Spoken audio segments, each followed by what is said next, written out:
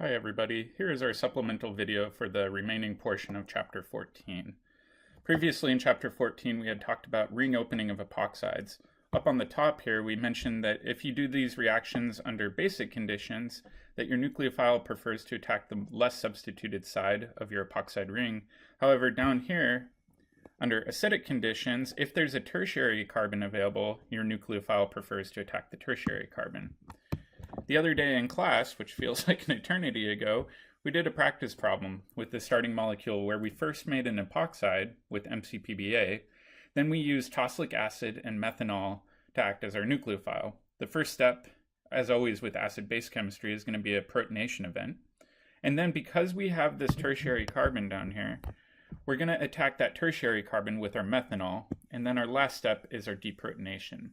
So now we've got two new functional groups. We've got a ether functional group down here, methoxy group, and then we have an alcohol group right next door to that. All right, let's do another practice one though. All right, in this practice one, we're gonna not use acidic conditions, we're gonna use basic conditions. And our starting alkene is gonna be tri-substituted with a methyl group and ethyl group on one side, and then an isopropyl group on the other side. All right, step one is going to be to treat this with MCPBA. That's the metaperoxybenzoic acid. Step two is going to be to treat it with phenyl magnesium bromide. That's our Grignard reagent. And then step three is some sort of weak acid. In this case, I'm just going to show it as H3O+, so it's going to be dilute acid. All right, so in step one, we know we're going to form an epoxide from the alkene. And when we use MCPBA, we tend to form mixtures of enantiomers. So on one side, we'll have our hydrogen and our isopropyl group. If you remember, an isopropyl group is this portion right here, so I'm just going to abbreviate that. And then on the other side, we'll also have a dash and a wedge. However, students often get confused about which position goes where. In this case, if you remember, we said that our isopropyl group is on the same face of the alkene as that methyl group. That means the methyl group should be coming off of the dash. So I'll put the methyl group here. That means that the ethyl group must be sitting right there. We could have an enantiomer too, so I'm just going to write plus En in parentheses right there. All right.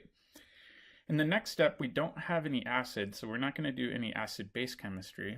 However, we do have phenyl magnesium bromide. And phenyl magnesium bromide just has a phenyl ring that's bound to a magnesium and bromine. And it's important to remember that the carbon, specifically this carbon right here, is going to act as our nucleophile. In this case, because we're using a Grignard reagent that's a really, really strong base, we're going to prefer to attack the less substituted side of our epoxide and attack right there and slingshot this open. So now we're going to get anti-addition, and in fact I'm just going to abbreviate this whole ring right here as pH. We're going to have the phenyl group down here, we're going to have our oxygen with the negative charge right there. The hydrogen on the right hand side is going to be flipped up but remain a wedge. So we are doing an inversion. And then the ethyl group is going to be a wedge down here, and then our methyl group is going to stay put as a dash. All right, in the last step, we've got this dilute acid floating around. Oop, I should also include the enantiomer here, I'm neglecting that. And with that acid, we're going to protonate our alkoxide, and we're going to get to our neutral alcohol. So we're going to have an alcohol that's anti to a phenyl group. We're going to have that hydrogen that's flipped up, kind of like an umbrella flipping inside out. Isopropyl group's going to be right there. Ethyl group's going to be a wedge. And our methyl group's going to be a dash. And we will need to worry about making a racemic mixture of enantiomers here. All right, so Grignard reagents, like we saw before, are a really powerful tool for creating new carbon-carbon bonds. So what I want to do is stop for a second and show you some synthesis strategies, because we've seen Grignards used in a few different situations.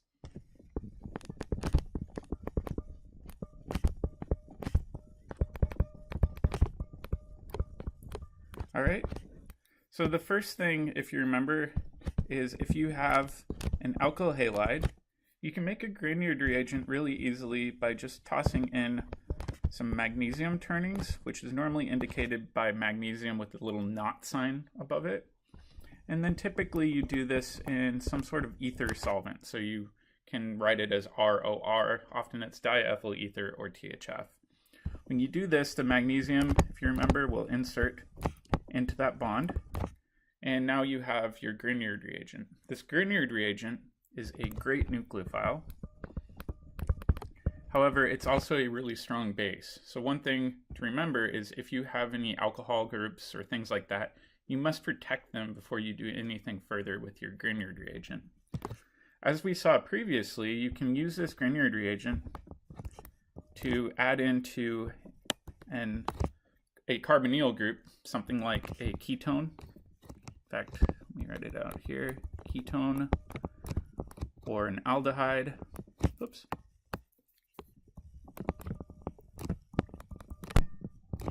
Or an ester. However, you can't react this with a carboxylic acid because a carboxylic acid is too acidic. And then step 2 with this reaction is always to treat it with some sort of dilute acid. Oftentimes in the book, you'll just see this written as water. All right, so now that we have this Grignard reagent, and we are reacting it with a ketone, aldehyde, or ester, the R group in our Grignard reagent is going to form a new covalent bond to some sort of carbon group on our ketone or aldehyde. However, when we do this, we're going to get an alcohol. And if we think about the positioning of the alcohol in this case is always going to come off of the first attached carbon. You might have other attached carbons too going out to 2, 3, 4, 5, 6, and so on. However, this alcohol group is always going to come off of carbon 1 when you add it into a ketone, aldehyde, or an ester. All right, this is a bit different than with an epoxide. If you think about with an epoxide, it really doesn't matter which groups you have off of it. You're going to react it with some sort of 3-membered ring. In fact, let me change the color of this just to be consistent. Whoops. And then just like before, you're going to treat it with dilute acid. However, in this situation, your epoxide is going to make an alcohol, but your alcohol is actually going to come off of the second attached carbon. So instead of being carbon 1, it'll be off of carbon 2. So that's the big difference between these two Grignard reactions. It depends on where you want that alcohol. If you want that alcohol to come off of carbon 1, you should attach it via a ketone, aldehyde, or an ester. If you want it to come off of carbon 2, it's a lot easier just to react it with some sort of epoxide as your electrophile. With that being said, I've got a synthesis activity posted on the class website. I'll post a key to that later this week, but I wanted to give people a chance to practice determining whether or not they need to use a ketone, aldehyde, or ester, and I've thrown in a lot of reactions from previous chapters as well. So make sure you do spend some time working on synthesis problems for the next exam. All right, so the last part of this chapter deals with thiols and sulfides. The first thing I wanted to go over was the basics of what a thiol is and how to name them. Essentially, a thiol is like an alcohol but with sulfur. So thiols are the sulfur analogs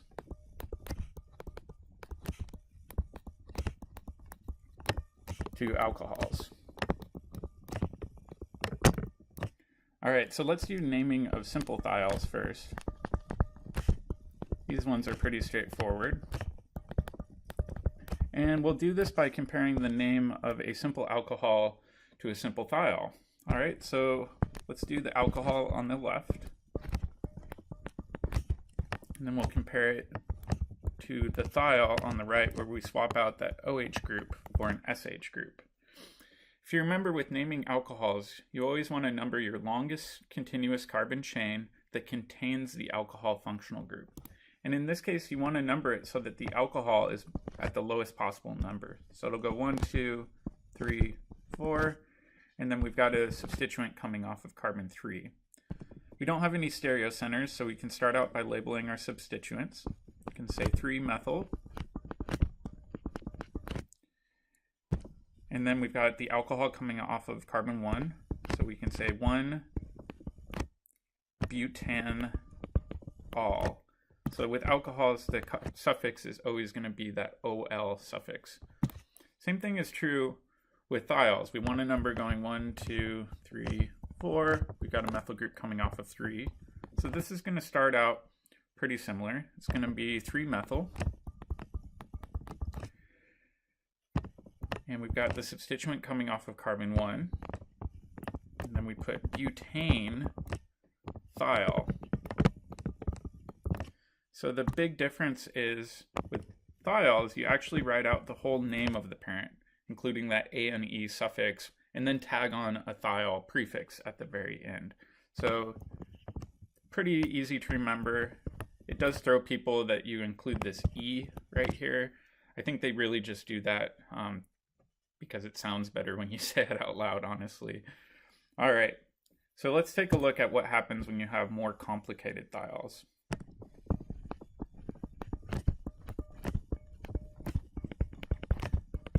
With more complex thiols, we're going to change the suffix around a little bit. All right, so let's say we've got this thiol right here. However, in this one, there's also an alcohol functional group on it. In the IUPAC rulebook, alcohols are actually a higher priority than thiols. Therefore, the suffix is going to default to an alcohol suffix.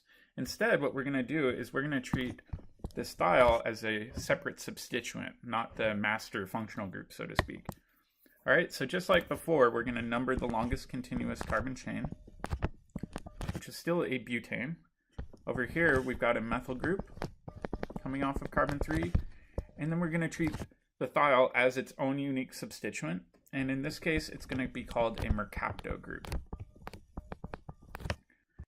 Okay, so now when we go to name this, we need to alphabetize them. So in order to alphabetize them, mercapto is actually going to come first. So we're going to say 3-mercapto, 3-methyl, 1-butanol. In fact, you actually have to treat alcohols the same way when you get into more elaborate naming systems. If you have a functional group that's higher priority than an alcohol, the alcohol is actually treated as a substituent and called a hydroxy group. More or less, we're going to avoid super complex naming in this course, but I did want to show you this because you might run into mercapto and wonder what the heck a mercapto group is. It's really just a thiol. All right, so now let's jump into preparation of thiols.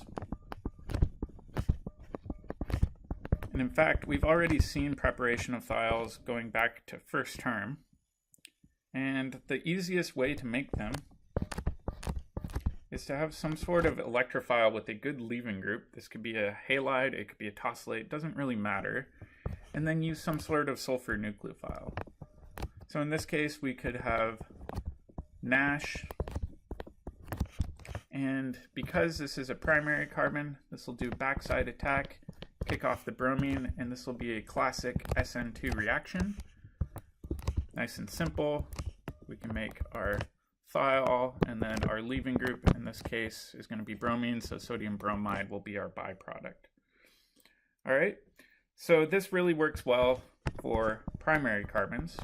However, the cool thing with thiols is, let's say we've got a secondary carbon. We could treat it with NaSH again. And in this case, we would look at this and we would say, well, this is a secondary carbon. Secondary carbons, if you remember going back to SN1 versus SN2 and E1 and E2, we said it often gives a mixture of products. However, if we really dig back into our memory, you'll remember that this is a good nucleophile only. It's really not a very good base, which means in this case, it'll still do SN2. So we can do SN2 with this one. So the thiol will do the backside attack, kick off our bromine, and we do need to account for the inversion of stereochemistry, right? So our thiol in this case is actually going to be a dash. And again, our byproduct will be sodium bromide. That's one handy thing with making thiols is we don't have to worry about the competition with E2 chemistry. You can also do it with tertiary carbons. So let's say we've got something like this. However, normally we don't want to use a super strong nucleophile because we know we're not going to do SN2 on a tertiary carbon. In this case, you can actually treat it with just a separate thiol. And this will do SN1 chemistry. And you can actually make a sulfide this way. A sulfide is basically the equivalent to an ether, but we're swapping out an oxygen for a sulfur. So this would be a sulfide. It is like an ether. All right. So now we got to get into a little bit of chemistry that you might see if you go on and take biochemistry. All right. So thiols are functional groups that are found in cysteine residues, and they are notorious for forming something called a disulfide. So let's say we've got a cysteine residue in one amino acid, and it's got this thiol just kind of hanging out, and then on a neighboring strand we might have another thiol on another cysteine residue. Under specific conditions, these will actually link up and form a new sulfur-sulfur bond that kind of looks like a peroxide, right? But instead of oxygens, we just have two sulfurs. These are called disulfides. These are important in biochemistry because they provide a lot of structural support and rigidity to protein structures, right? So you can think of these as almost interlocking two strands together rather than one just long chain of amino acids.